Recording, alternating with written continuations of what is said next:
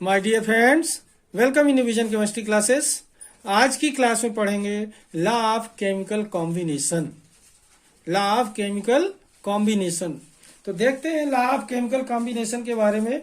इसके पहले जिन लोग मेरे चैनल में नए हों तो चैनल को जरूर सब्सक्राइब कर लीजिए और देखते हैं लॉ ऑफ केमिकल कॉम्बिनेशन के बारे में। ठीक है, तो यहां पर देखें law of chemical combination. Number 1, law of conservation of mass. Law of conservation of mass. तो law of conservation of mass को लोमोनोसॉफ ने दिया था और फिर इसको वेरीफाई आगे बढ़ाया था, एक्सटेंडेड फॉर्म प्रोवाइड किया था लेवोइजियर ने। तो किसने दिया? लोमोनोसॉफ एंड लेवोइजियर ने 1756 में। ठीक है, सेकेंड देखते हैं लॉ ऑफ कांस्टेंट प्रोपोर्शन या फिर लॉ ऑफ फिक्स्ड प्रोपोर्शन या फिर बोला जा सकता है लॉ ऑफ डेफिनिट प्रोपोर्शन। इसे लुईस प्राउस्ट ने दिया था 1799 में। ठीक है, लॉ ऑफ कांस्टेंट प्रोपोर्शन को। थर्ड होता है law of multiple proportion. Law of multiple proportion को जॉन डाल्टन ने 1803 में दिया था। ठीक है, फोर्थ नंबर देखें law of reciprocal proportion. Law of reciprocal proportion इसे जेबी रिचर ने दिया था 1792 में। इसके बाद गेलुसेक्स लॉ।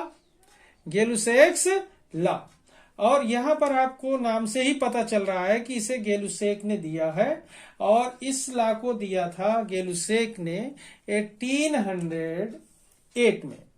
1808।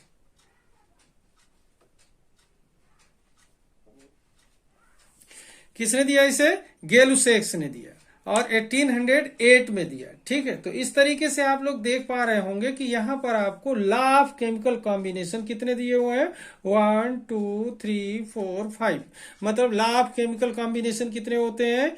5 होते हैं। लॉ ऑफ केमिकल कॉम्बिनेशन कितने होते हैं? 5 होते हैं। और इन्हीं के बेस पर जो केमिकल रिएक्शंस होते हैं, कंपाउंड फॉर्म होते हैं, ये सब कुछ इन्हीं के बेस पर होते हैं। ठीक है, तो नंबर 1 क्या हुआ? Law of conservation of mass, Lomonosov and Lavoisier ने प्रोवाइड किया। Second, law of constant proportion, Louis Proust ने प्रोवाइड किया। थर्ड देख रहे हैं law of multiple proportion, John Dalton ने प्रोवाइड किया। फोर्थ देख रहे हैं लॉ ऑफ रेसिप्रोकल प्रोपोर्शन, इसे रिचर ने प्रोवाइड किया। और फिफ्थ देख रहे हैं गेलुसेक्स लॉ, जिसे गेलुसेक ने ही 1808 में प्रोवाइड किया। ठीक है, अब देखते हैं इनके बारे में 1 बाय 1 करके इनकी डिटेल। ओके,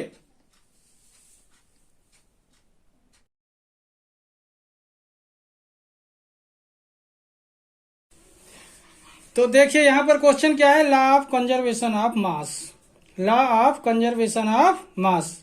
तो यहां पर देखें इसके बारे में किसने बताया, देखते हैं। It is also called the law of indestructibility of matter. It is also called the law of indestructibility of matter. It was put forward by the Russian scientist Lomonosov in 1756 and later confirmed by scientist Lavoisier. Okay.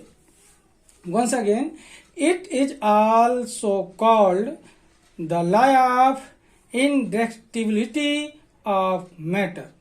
It was put forward by the Russian scientist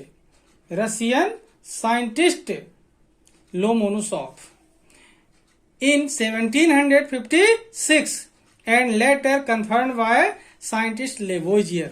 मतलब यहां पर दो बातों को ध्यान रखना है कि इस लोमोनोसॉफ लॉ, जो लोमोनोसॉफ ने दिया था इस लॉ को, इसे क्या बोलते हैं? इंडेस्ट्रक्टिबिलिटी लॉ बोला जाता है। और साथ में इसे लोमोनोसॉफ ने दिया था 1756 में और इसे कंफर्म किया था लेवोइजियर ने। ओके, तो देखें, it also called the law of indestructibility of matter. It was put forward by the Russian scientist Lomonosov in 1756 and later confirmed by scientist Lavoisier. किसने कंफर्म किया था इसे? लेबोइजियर ने। ओके, अब देखते हैं according to this law. Okay, देखें तो यहां पर ये जो law of conservation of mass क्या बोलता है, देखते हैं यहां पर। According to this law matter can neither be created, matter can neither be created nor destroyed as a result of any physical or chemical change. Once again, matter can neither be created nor destroyed as a result of any physical or chemical change. In other words, the total mass of the products formed is always equal to the mass of the reacting substances after the physical or chemical change. मतलब जो product बनेगा reaction में, उस product का मास reaction में भाग लेने वाले रिएक्टिंग मॉलिक्यूल या सब्सटेंस के मास के इक्वल होगा। Okay, means mass of reacting molecule and product always क्या होगा? इक्वल होगा। Okay, once again, according to this law, matter can neither be created nor destroyed as a result of any physical or chemical change. In other words, the total mass of the products formed is always equal to the mass of the reacting substances after the physical or chemical change. Okay, अब देखते हैं इसका proof. ठीक है ना, verification किया था लैंडोल्ट ने एक्सपेरिमेंट के थ्रू, उसके बारे में। ओके, तो देखिए law of conservation of mass को एक्सप्लेन करने के लिए लैंडोल्ट ने एक एक्सपेरिमेंट किया था। तो देखते हैं लैंडोल्ट्स एक्सपेरिमेंट। देखें, Landolt was used potassium chloride and silver nitrate as reacting substance. क्या यूज किया था? Potassium chloride and silver nitrate as reacting substance. After the reaction potassium nitrate and silver chloride is formed in the Landolt tube. किसमें experiment किया गया? ये लैंडोल्ट tube में। ठीक है, जो एच शेप की लैंडोल्ट ट्यूब थी उसमें एक्सपेरिमेंट किया गया। उनने क्या लिया? Potassium chloride and silver nitrate are as क्या यूज किया? Landolt was used potassium chloride and silver nitrate as reacting substance. After the reaction, potassium nitrate and silver chloride is formed in the Landolt tube. Reaction देखें, KCl potassium chloride plus AgNO3 silver nitrate is equal to KNO3 potassium nitrate plus AgCl means silver chloride. ये reaction बना। ठीक है, अब देखते हैं थोड़ा सा आगे। तो देखिए यहां पर देख रहे हैं ये जो एच शेप का ये जो एपरेटस बना हुआ है, इसे लैंडोल्ट्स ट्यूब या लैंडोल्ट्स एपरेटस कहते हैं। ठीक है, इसमें देखें कि इसमें एक साइड पर सिल्वर नाइट्रेट लिया था इनने और दूसरे साइड पर पोटेशियम क्लोराइड लिया और फिर इन दोनों को सील करने के बाद अच्छी तरह मिक्स किया और मिक्स करने के बाद देखा कि रिएक्शन जब हुआ तो जो प्रोडक्ट बना KCl से क्या बना? पोटेशियम नाइट्रेट और AgCl बना। ठीक है, और फिर इसे वेट किया तो क्या देखा कि आफ्टर रिएक्शन और बिफोर रिएक्शन इस एपरेटस का जो वेट था क्या था? सेम था। इस एपरेटस का वेट क्या था? सेम था। ओके, तो इससे क्या पता चलता है कि रिएक्शन के दौरान जो रिएक्टिंग सब्सटेंस होते हैं या कोई भी मैटर होता है उसका मास क्या होता है? हमेशा कंजर्व रहता है, वो डिस्ट्रॉय नहीं होता। ओके, थोड़ा सा और आगे देखते हैं। In this experiment clear the law of conservation of mass because mass of product is equal to the mass of reacting substances. Once again, in this experiment clear the law of conservation of mass because mass of product is equal to the mass of reacting substances. Okay, तो इस तरीके से देखें ये law of conservation of मास है जिसमें reacting substance का जो मास होता है वो कभी डिस्ट्रॉय नहीं होता और ना ही अपन उसे बना सकते बल्कि उसे किसी केमिकल चेंज के माध्यम से वन फॉर्म से नेक्स्ट फॉर्म में कन्वर्ट कर सकते हैं। ओके,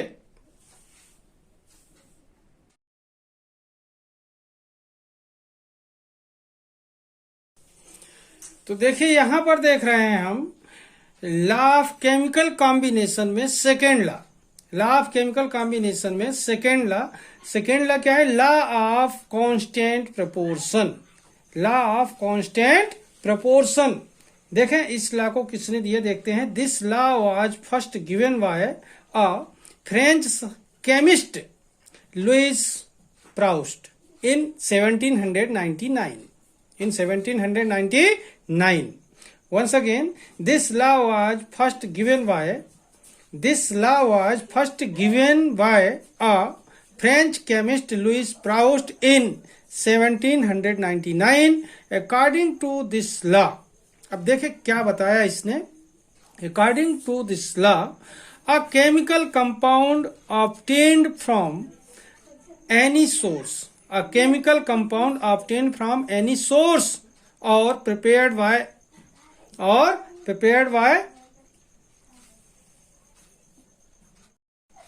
तो देखिए यहां पर देख रहे हैं लॉ ऑफ केमिकल कॉम्बिनेशन में सेकेंड लॉ, ठीक है। क्या पढ़ रहे हैं? Second law, law of constant proportion, law of constant proportion के बारे में। देखिए इसको किसने दिया, देखते हैं। This law was first given by a French chemist Louis Proust in 1799. Once again, this law was first given by a French chemist Louis Proust. किसने दिया? लुइस प्राउस्ट ने दिया। किसने? Louis Proust in 1799. According to this law, देखते हैं इस law के according होता क्या है, इस लॉ में क्या बताया लुइस प्राउस्ट ने, उसके बारे में, ठीक है ना।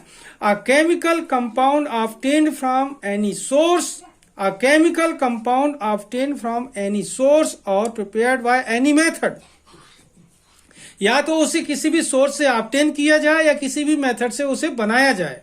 Once again, a chemical compound obtained from any source or prepared by any method has the same chemical composition। यहां पर ध्यान देंगे, जो बात ये ला आपको एक्सप्लेन कर रहा है, has the same chemical composition of its constituent by wait.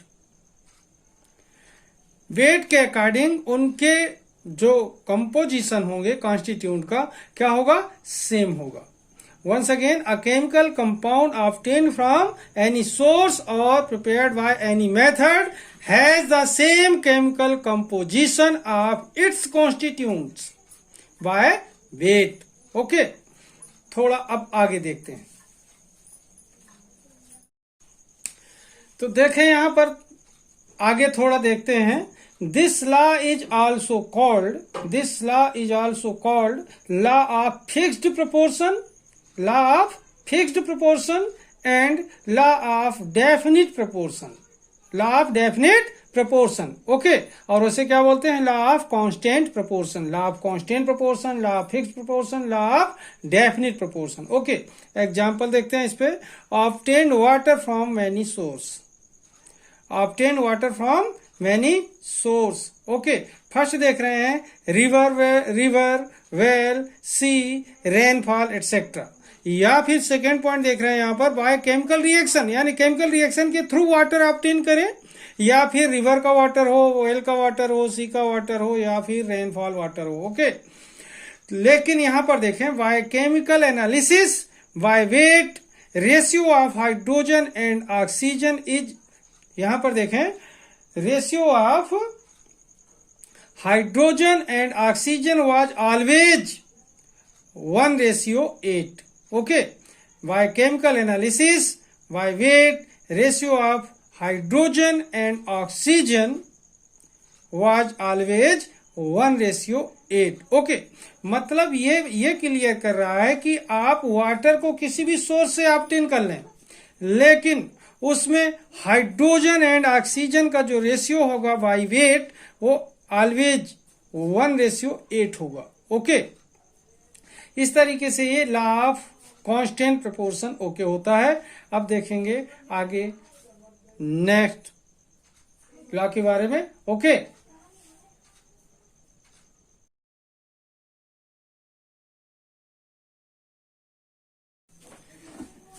अब देखिए नेक्स्ट देख रहे हैं law of multiple proportion, third law है ये, केमिकल कॉम्बिनेशन का third law, law of multiple proportion. Okay, देखते हैं। This law was given by John Dalton in 1803। This law was given by John Dalton in 1803। According to this law, when two elements combine to form two or more than two compounds, when two elements combine to form two or more than two compounds, the masses of one of the element which combine with a fixed mass, ध्यान देंगे, combine with a fixed mass of the other bear a simple whole ratio to each other. Once again, when two elements combine to form two or more than two compounds, the masses of one of the elements which combine with a fixed mass of the other bear a simple whole ratio to each other. Once again, law of multiple proportion. This law was given by John Dalton in 1803. According to this law, when two elements combine to form two or more than two compounds, the masses of one of the elements which combine with a fixed mass of the other, which combine, मतलब यहां पर देखें, which combine with a fixed mass of the other, bear a simple whole ratio to each other. Okay, अब देखते हैं इसके example के बारे में। ठीक है, तो देखें यहां पर एग्जाम्पल देख रहे हैं लॉ ऑफ मल्टीपल प्रोपोर्शन का। यहां पर देखें oxides of nitrogen, oxides of nitrogen, यहां पर देखें ऑक्साइड्स का कॉलम है ये, और ये ratio of nitrogen and oxygen by weight, और यहां पर रेशियो ऑफ ऑक्सीजन। ठीक है, तो यहां पर देखें कॉलम 3 समझ आ गए। ये क्या है? ऑक्साइड्स। ये क्या है? Ratio of nitrogen and oxygen by weight, और ये कौन सा कॉलम है? Ratio of oxygen. ठीक है, अब यहां पर देखें, सबसे पहले देख रहे हैं number 1 nitrous oxide N2O, nitric oxide NO, nitrogen trioxide N2O3, nitrogen tetra oxide N2O4, nitrogen पेंटा ऑक्साइड N2O5। इस तरीके से देखें नाइट्रोजन के oxide, nitrous oxide, nitric oxide, nitrogen trioxide, nitrogen tetra oxide, nitrogen पेंटा ऑक्साइड, जिसमें नाइट्रोजन एंड ऑक्सीजन आपस में combine होते हैं। तो देखें इनने क्या बोला कि दो एलिमेंट आपस में कंबाइन होते हैं, उसमें से एक एलिमेंट का मास फिक्स रहता है और दूसरे एलिमेंट का मास डिफरेंट होता है, अलग अलग होता है। तो यहां पर देखें, इसमें देखें नाइट्रोजन का जो एटॉमिक मास होता है 14, तो 2 टाइम है तो 14 2 जा 28, ऑक्सीजन 16। इसे और सिंपलेस्ट करेंगे तो क्या होगा? ये 14:8, 2 से डिवाइड कर देंगे, 14:8 आएगा। इसके बाद इसमें देखें ये 14 और इसका 16, तो 14:16। सिंपलेस्ट करें या ना करें वही सिंपल फॉर्म है, 14:16। इसमें देखेंगे तो नाइट्रोजन 2 टाइम है तो 14 2 जा 28 एंड 16 3 जा 48। सिंपल फॉर्म में लाएंगे तो क्या होगा? 14:24, 2 से डिवाइड किया। इसके बाद यहां पर देखें N2O4, इसमें देखेंगे तो यहां पर देखें 14 2 जा 28 नाइट्रोजन का मास होगा और ऑक्सीजन का 16 4 जा 64।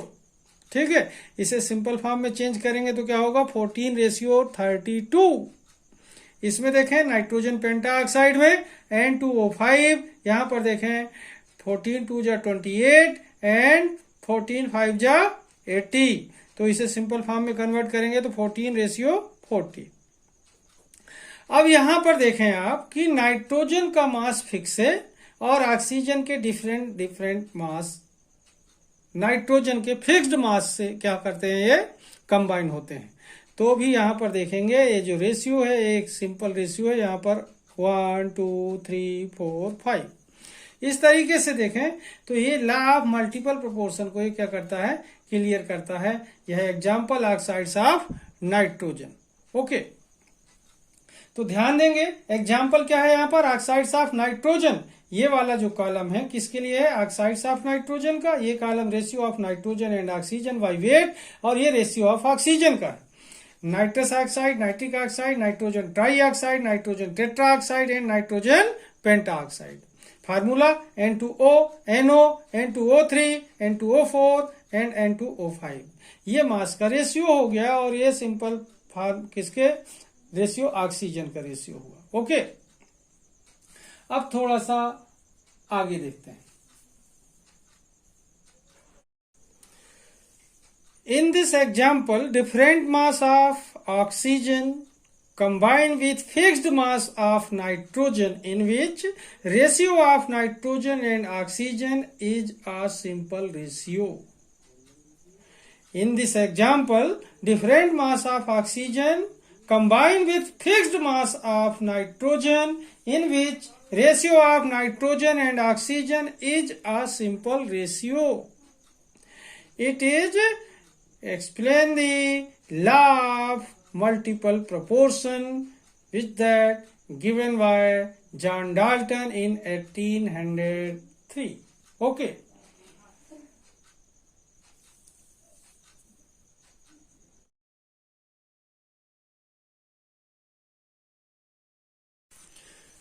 तो देखिए नेक्स्ट देख रहे हैं law of reciprocal proportion. Law of reciprocal proportion. अब यहां पर देखें लॉ ऑफ केमिकल कॉम्बिनेशन का ये फोर्थ लॉ है, law of reciprocal proportion. Okay, this law was put forward by JB richer.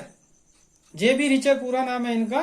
तो this law was put forward by Richer in 1792. Okay. According to this law, weights of two elements A and B मान लें अगर, तो weights of two elements A and B which separately combine with a fixed weight of a third element C. Fixed weight of a third element C are either the same or simple multiples of the weights in which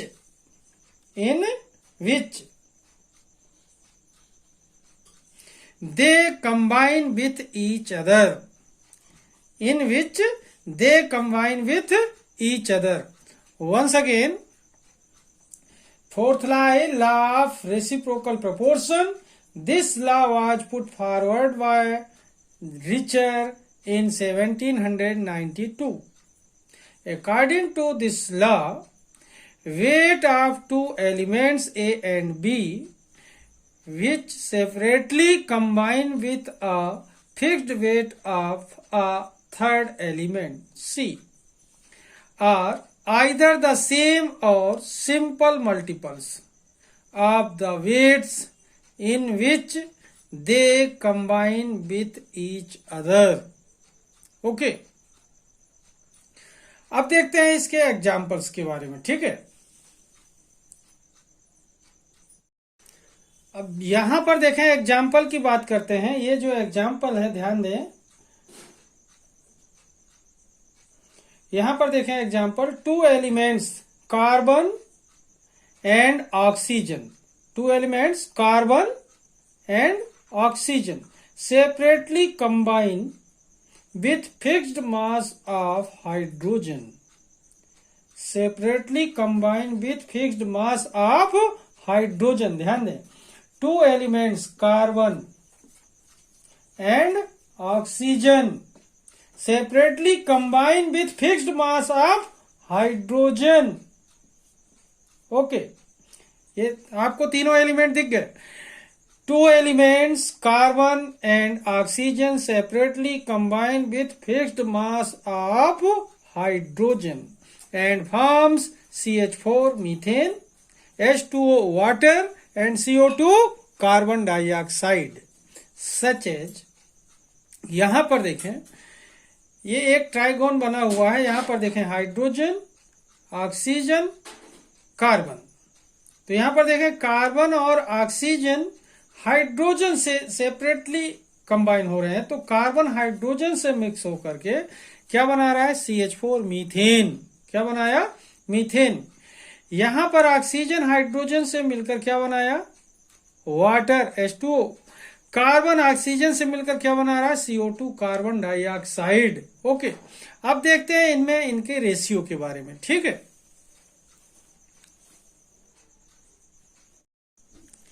तो देखें, सबसे पहले क्या देखें कि carbon और hydrogen मिलकर क्या बना लिए? Methane, CH4. तो देखें रेशियो देखते हैं. In methane CH4 ratio of hydrogen and carbon. यहां पर रेशियो किसका होगा? वेट का. ध्यान देंगे, ratio of hydrogen and carbon मतलब hydrogen ratio carbon equal to hydrogen 4 time है और एटॉमिक मास क्या होता है हाइड्रोजन का? 1. तो 4 टाइम है हाइड्रोजन तो 4. फिर रेशियो में क्या है? कार्बन. तो कार्बन का एटॉमिक मास क्या होता है? 12. तो 12, तो 4 रेशियो 12. यहां पर यह देखना कि कार्बन हाइड्रोजन से मिलकर मीथेन बनाता है, तो इसमें इसका वेट का रेशियो कितना आता है? 12. अब यहां पर देखें second, in water H2O oxygen hydrogen से कंबाइन होकर वाटर बनाता है. तो इसमें देखें हाइड्रोजन और ऑक्सीजन का जो रेशियो होगा, हाइड्रोजन 2 टाइम है इसमें. तो जब हाइड्रोजन इसमें 2 टाइम है तो क्या होगा? हाइड्रोजन का एटॉमिक मास 1 होता है, तो 2 टाइम है तो 2. रेशियो में ऑक्सीजन, तो ऑक्सीजन 1 टाइम है, तो ऑक्सीजन का एटॉमिक मास कितना होता है? 16. ओके, तो क्या हुआ? 2 रेशियो 16. अब यहां पर देखें ऑक्सीजन हाइड्रोजन से कंबाइन होता है तो रेशियो क्या ऑब्टेन होता है उसका? ऑक्सीजन का 16. यहां पर CH4 बनाता है कार्बन हाइड्रोजन से कंबाइन होकर, तो कार्बन का रेशियो क्या ऑब्टेन होता है? 12. तो जब कार्बन और ऑक्सीजन आपस में कंबाइन होते हैं तो क्या बनता है? सिमिलर देखें यहां पर, इन कार्बन डाइऑक्साइड. क्या बनाते हैं? ये कार्बन और ऑक्सीजन मिलकर कार्बन डाइऑक्साइड बनाते हैं. तो कार्बन और ऑक्सीजन का जो रेशियो है, कार्बन 1 टाइम है तो 12. कार्बन कितना है? 1 टाइम है तो 12. और यहां पर देखना ऑक्सीजन कितने टाइम है? 2 टाइम. तो कितना होगा? 32. कितना होगा? 32. ओके, तो यहां पर देखें, the above ratio of carbon and oxygen in carbon dioxide illustrates law of reciprocal proportion. Once again, the above ratio of carbon and oxygen in carbon dioxide illustrate the law of reciprocal proportion. Okay.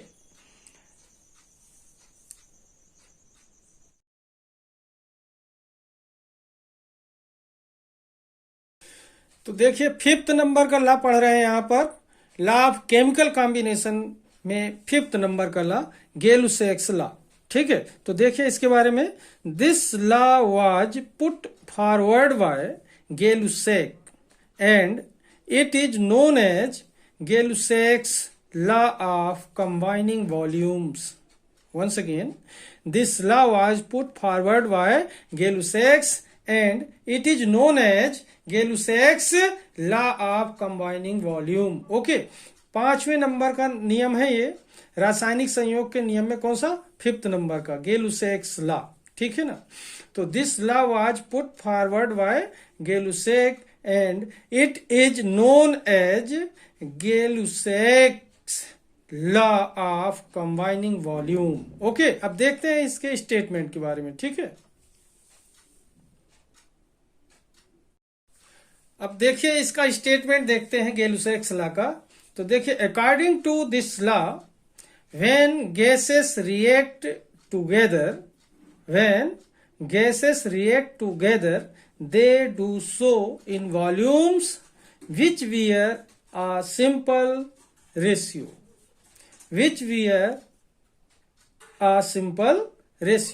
to one another, and to the volumes of the gaseous product provided all measurements were made under similar condition of temperature and pressure.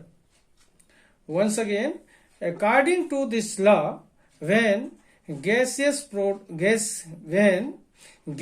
react together, they do so in volumes which were a simple ratio to one another, and to the volumes of the gaseous products provided all measurements were made under similar condition of temperature and pressure. Okay, once again, when gases react together, they do so in volumes which were a simple ratio to one another, and to the volumes of the gaseous products provided all measurements were made under similar condition of temperature and pressure. Okay, अब देखते हैं example के बारे में। ठीक है, तो देखिए एग्जाम्पल देखते हैं। फर्स्ट नंबर का एग्जाम्पल देखते हैं, combination in hydrogen and chlorine. Combination in hydrogen and chlorine, यहां पर देखना H2 हाइड्रोजन सिंगल टाइम है 1 वॉल्यूम, प्लस Cl2 गैस ये भी 1 टाइम है तो 1 वॉल्यूम, एंड 2HCl फॉर्म होता है, ये भी गैस है, 2 टाइम बनता है तो 2 वॉल्यूम। तो इसका रेशियो क्या होगा, इसका 1 वॉल्यूम तो 1, इसका 1 वॉल्यूम तो 1, और इसका 2 वॉल्यूम तो 2, तो 1:2 एक सिंपल रेशियो ऑब्टेन हुआ। मतलब इसमें किसी तरीके का तोड़ मड़ोड़ नहीं हुआ, ये 1 रेशियो था, ये 1 रेशियो था, और ये 2 रेशियो, तो 1:2 एक सिंपल रेशियो ऑब्टेन हुआ। ठीक इसी तरीके से एग्जाम्पल 2 देखते हैं यहाँ पर, combination of nitrogen and hydrogen. तो यहाँ पर देखना N2 गैस है, 1 वॉल्यूम सिंगल टाइम है, तो H2 गैस है, 3 टाइम यूज हुआ है तो 3 वॉल्यूम, एंड NH3 गैस बनी 2 टाइम तो 2 वॉल्यूम। ठीक है, तो यहाँ पर देखना इसका 1 वॉल्यूम, इसका 3 वॉल्यूम, एंड इसका 2 वॉल्यूम। तो क्या हुआ रेशियो, 1:3:2 सिंपल रेशियो है। ओके, इस तरीके से देखा आपने example number 1 combination in hydrogen and chlorine, and second example देखा अपन ने combination of nitrogen and hydrogen. Okay, थोड़ा सा आगे और देखते हैं। Hence, above example illustrate law of gaseous volume. Hence, above example illustrate law of gaseous volume. Okay.